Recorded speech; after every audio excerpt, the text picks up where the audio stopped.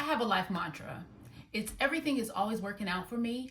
This I believe wholeheartedly.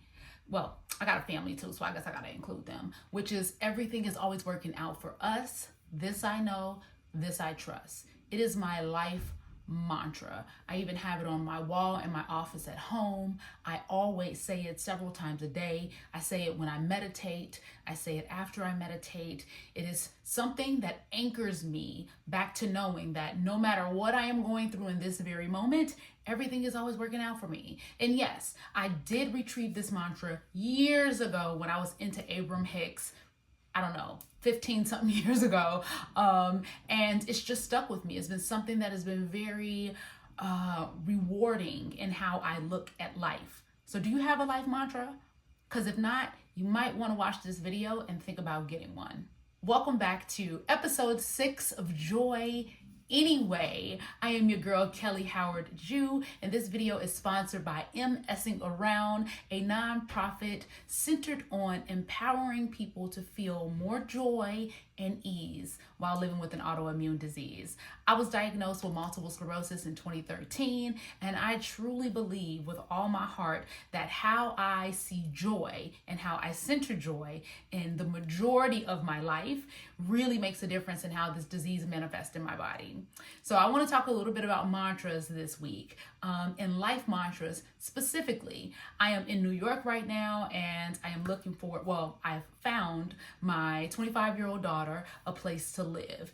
If you know anything about New York, or if you've ever been to New York, or you just understand the New York housing crisis, then you know trying to find an apartment without getting scammed, that is not ridiculously priced, that doesn't have a ton of issues, that are decently located near a grocery store or a train or something like that can be extremely difficult. It can be extremely difficult. And they have all these different websites and things that you go on and you like look at a listing and you see it and you're like, oh, this is it. And then you go to reach out and they say, oh, I'm sorry, that's gone. But if you pay me $2,000, I can help you find something. It is so much of stuff like that online. It was wild. And so for the first few days of being here, I was really struggling, but I just kept saying, everything is always working out for us. This I know, this I trust. And I kept that at the top of my mind as I was trying to find this apartment, because without having that there, I would have gotten defeated. I would have given up, or I may have let my nervous system be overly activated with stress, thinking the worst, the negative things that could happen. And there are proven studies that when we think about something negatively, or when we are focusing on the worst case scenario, that activates our nervous system in a different way than if we're thinking about it from the best case scenario. I was just messaging a young lady about her boyfriend being diagnosed with MS and talking about how he's struggling with it. And this is super important to remember that in the beginning of a diagnosis, right? Any diagnosis, you are new to this. This is a new way of having to navigate life.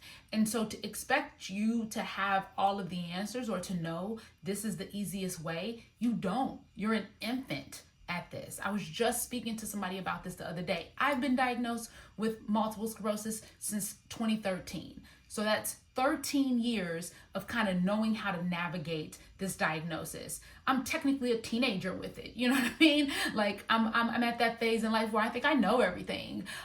If you've only been diagnosed for a year, then you might be a baby at this diagnosis, and you may not understand a lot of things, and you may be learning new things every day. And if it's only been 6 months, you can't even hold your head up yet. You're still an infant, right? So it's important to see this from that perspective, from a more lighthearted, I'm not supposed to know everything, joyful perspective than thinking you should have all the answers, or even thinking that you've been defeated by this diagnosis. Because I say this so much that a diagnosis is not the end of your life. It is a opportunity to live it more intentionally. So with that being said, I want to know, what mantras do you have in your life? Do you have any mantras? Think back to things that your parents may have said, right? That could be transformed into a mantra if they weren't negative things, right? Positive things that your parents could have said.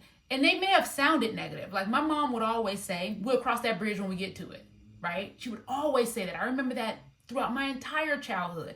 I would come to her and be like, Mom, this, that, and this. We'll cross that bridge when we get to it. But what she was really saying is that's not a present moment thought. We don't need to focus on that right now. That's something we can worry about later. And when you think about it, it was actually a really helpful tool to stay present in the moment of what needed to get done today. You know, a lot of times when we are diagnosed with things, the first thought is thinking about the worst thing that can happen. Oh God, I may eventually lose my mobility.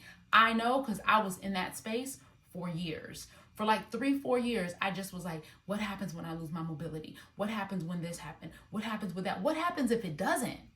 What happens if that never happens to me? And so by thinking about that I may lose my mobility, and that's where my mind is constantly focused on, we all know that what we think manifests, right? So now I'm manifesting this as my reality when I could be thinking about present day. Present day, I have mobility. Can I go for a walk? Maybe I should go for that walk, right? So how do we find that? And granted, there are people out here where they may not have mobility, but what do you have? What do you have? Are you still able to feed yourself? Are you able to, I don't know, do your own stretches? Are you able to still go to the restroom alone? Are there things that you can find within your ability that you can be grateful for and focus on that? And that is what joy anyway is all about. It's about, even though this thing is happening, there is joy anyway. Somewhere in our life, there is a microscopic piece of joy that we can attach to. So thinking about your mantra, is there something in your past that your parents or your caregiver or your best friend or your big sister or brother or somebody said all the time that is stuck in your head on repeat? My mom, we'll cross that bridge when we get to it, which really did reinforce for me living in the present moment and not worrying about things I have no control over. Also, it's really empowering to name that negative voice. For me, I remember being in the 5th grade and having this girl named Stanya, and that is her real name, and you know, whatever. I don't know if like somebody will see this video and attack, but I remember just being bullied by her. I remember feeling like, you know, she like grouped the girls to like talk about me, and they would say things, and I peed in the bed. And so, you know, sometimes I would come to school and I smelled like pee, you know what I mean? And so this was my reality at the time. And so I would get bullied at that age, and I remember just Stanya being the ringleader of that. So when I think about my negative voice in my head, when it presents itself, I just call her out. Stanya, listen, I'm not doing this with you right now, right? And so calling that person out, Stanya, I have joy anyway. I get it, right? But I have joy anyway. I'm finding the positive results or the positive possibilities in this thing and not thinking about the negative possible results, right? So with keeping everything is always working out for us, this I know, this I trust at the top of my mind, and kind of checking Stanya when she came into my brain throughout this week, we found the perfect apartment. We found the perfect apartment. It is within steps of a train station. Like she could see it right there. It's within steps. I mean, she's right next to everything that she needs to survive. I am so grateful. It's in a safe neighborhood. I am like overjoyed. It's within the price range she wanted to spend. It's within the commute time that she wanted from her new job. It is literally the perfect location. And I saw so many places that were not perfect, to a point where we were looking in Jersey. We were like, you're not going to be able to live in New York proper. You're going to have to live in Jersey because that's what you can afford. That's where you'll be able to get something. And because she's never rented before on her own, there's all these restrictions and stuff. This guy didn't even run her information. He was like, I'm getting really good vibes off you. He was like, I just like you as a person. He was like, you know what? I'm going to talk to the landlords and I think we're going to make this work. I'm going to really push for you. And that's how we got the apartment, off of my vibes. My vibes, you know, and that's that joy anyway. And to even go further with the joy anyway, right? Today I needed something to eat. and I was at a coffee shop and I was hungry, and the coffee shop offered some things, but it definitely would have inflamed me. But I kept going to the counter. I go to the counter, I said, okay, I'll take the vegan chili. They was like, oh, we out of the vegan chili. I'm like, dang, all right. So I went back and I sat back down. I did a little bit more work. Then I went back up and was like, okay, let me get the spinach chicken wrap. And they was like, we out of the spinach chicken. No, chicken is being cooked right now. It's gonna be an hour. And I'm like, I'm hungry now. And so then I get to looking on Google to try to find somewhere to go. And I'm like, where am I gonna eat? Where am I gonna eat? There's nothing. Every time I visit New York, I leave inflamed because I can never find things that are like really health focused, or at least if it says healthy, like people have a different understanding of what healthy really means. And so I'm like, I'm not gonna find somewhere that's not gonna inflame me. Then I come across this place called Pasa Pasa. It is like literally 3 minutes from the coffee shop I'm working out of. And I'm like, this place looks pretty good. And I was like, it only got 150 reviews. And I don't like patronizing places that don't have at least 500 reviews, because 150 reviews can be your family. That can be your cousins and them. You know what I mean? Like, I don't want to trust this. But it was 4.9 stars. And I said, you know what? I'm going to just go on over here anyway. And it's going to be all good. And I'm so grateful that I did. The second I walked in there, the owner, Shelly, had so much joy. She was like, welcome, Jamaican lady. So much joy, full of joy. And the coffee shop that I was at, I didn't want to order food anyway because they was playing like some straight up hard rock, like heavy metal music. And the dude was kind of like super aggressive. And when we walked up to the counter, he was talking about some dog. If somebody messed with his dog, he'd stab him. And he was like a lot. Let me just say that. And I wasn't trying to judge him, but I was like, I don't want him making my food because energy transfers, and I don't want to eat food that's infused with that energy. And so every time I went up to the counter, he didn't even have what I needed, which was crazy. Because then I go down the street and this woman is inviting. She's like, welcome, so happy, so full of joy. We started talking about autoimmunity. We started talking about vitamin D. We started talking about fatigue.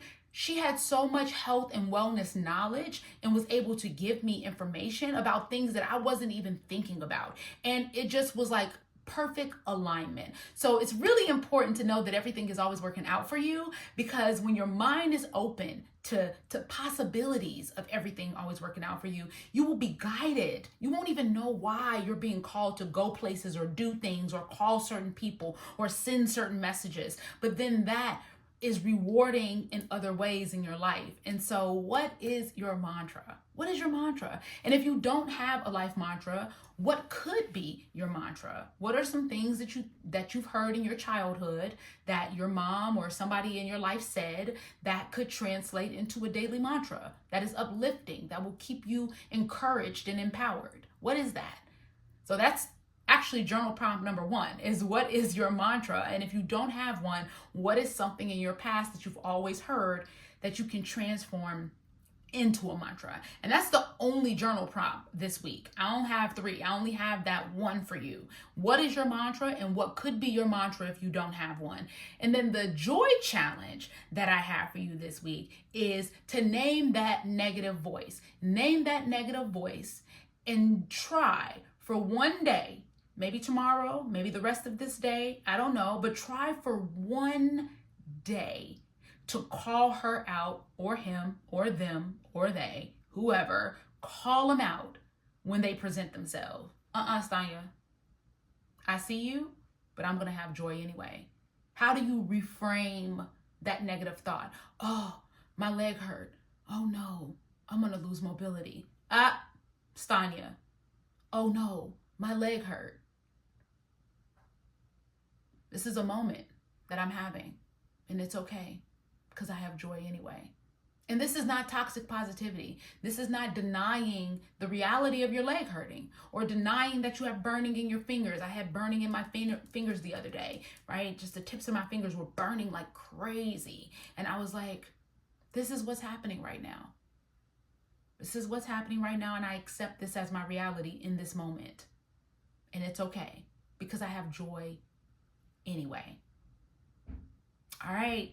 that is my video this week, y'all. I am here in New York, Brooklyn right now. So you see the background is a little bit different. And I have joy anyway. It's been a really interesting few days, about a week, being here looking for a place, and I've learned New York in ways that I don't think I wanted to know, but I am so grateful. I am so grateful, and I'm so excited because now I'm doing shows. Now that I found her a place, I did some shows last night. I did Rodney's. I'm doing The Stand tonight, and I have some other shows lined up this week, some stand-up shows. So I am really grateful. I'm really grateful to be here and to be able to support my daughter in this way, and I'm grateful that I still get to do this video and bring you joy anyway, because doing this video brings me joy. And quick reminder, we have our IFAC program in Chicago starting on April 25th. It is a 2.5-hour workshop called Improv for Advocacy and Confidence, and we use improv games to teach you how to self-advocate. It's all about joy, it's all about having fun, but it's also about empowering you to be able to speak up for yourself, whether it's your caregiver, whether it's your doctor, whether it's even your job, right? Talking to your boss and being able to articulate what you need. Sometimes it's hard to do that, and we can shrink and then not get our needs met, even though it is literally activating our nervous system in the worst ways. So this program will help you with that. You can go on msingaround.org and find out more. I love you guys. Thank you for being here. I'm your girl, Kelly Howard Jew, and always remember, have joy anyway, because really, what's the alternative? All right, bye.